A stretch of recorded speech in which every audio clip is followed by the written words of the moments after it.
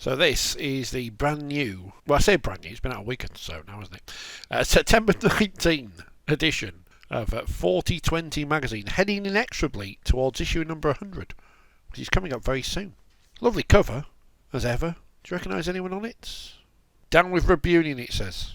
Indeed. A profile of Morgan Smithies, the latest cab off the Wigan rank. The latest one of these great youngsters coming through the Wigan system. Where do they get them all from? Halifax, it seems. He's from Siddle. 14-year-old Luke Smith was at Wembley. He's written an article about his day and what he made of going to the Challenge Cup. His 10th final. He's only been to about 2 when I was 14. The London Nines was last month. We've got a review from there. And Jamie Jones Buchanan, who's got loads of time to do these stuff these days. Now he's retired. He's been fishing. He was on the telly. We're approaching the end of the season. Brian Noble's looking at the playoffs. Of course, his Toronto Wolfpack firmly involved in those in the Championship. And, well, rugby league is a family game, says that annoying voiceover you hear at every single match. John Davidson and Rod Studd say, well, perhaps it isn't. But it's nothing new. Professor Tony Collins has been looking at hooliganism down the ages. The good old days of hooliganism. Gemma Carter's been reading books, and she was at Wembley as well. Speaking of Wembley, the Warrington Wolves are the winners, and our man Phil Kaplan was there to tell you about all the action on and off the field. Someone else who was there was Ian Boldsworth. He's not happy. Well, he's happy, but he's talking about referees. He listens to the podcast. The Forty20 podcast champions respect for officials, for example. Yet, boy oh boy, pretty much every week this season, regular pundit Gary Schofield has criticised Matty Smith ruthlessly. Where's the consistency? I'll tell you what it is, Ian. You can't control Sco, he just does whatever he wants. It's been an interesting month for Lou McCarthy Scarsbrook. Winning the Leaders' Shield, meeting Prince Harry, losing at Wembley.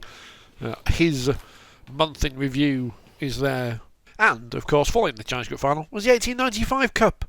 And Peter Smith reviews Sheffield Eagles' victory over the Widnes Vikings.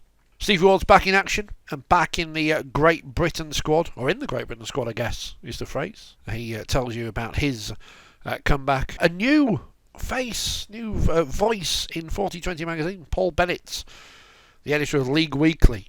You know, the paper, that one. He's written about Wembley, et al., on the Bradford Bulls. You remember them? Well, it's more about Bradford because they're moving to Dewsbury. And we've got memories of the Super Bowl. Ah, dear. You can't be the fan that also used to be a council tip. Some grounds in Rugby League still are council tips. Coming towards the end of the League One season, what will be happening? Who will be escaping? Who will be in next year? We know it's not Ottawa. And there's more from the world of the Women's Super League. So we know Castle would have won the League Leaders' Shield, but will they win the Grand Final? Well, one person hoping not is our columnist Danica Prim, with all her thoughts on the Woman of Steel Awards. Inconsistencies in the game. Team Colostomy have been back in action. Dr. Emma has been speaking and writing about them. And we also look at the ongoing issue, which is concussions, a more serious issue than perhaps some realise. An in-depth look as to what's happening with head injuries. Plus there's all the action from around the world, including a preview of the Middle East Africa Championships coming up in the next few weeks. Plus Mike Latham looks at Wigan and cricket. I'll tell you what, Carlisle's kit, that's a classic. We also did some nice programme designs in their day, but they don't exist anymore. There's more from Cumbria. We look at the new book, The Invincibles, about the 1982 Kangaroos.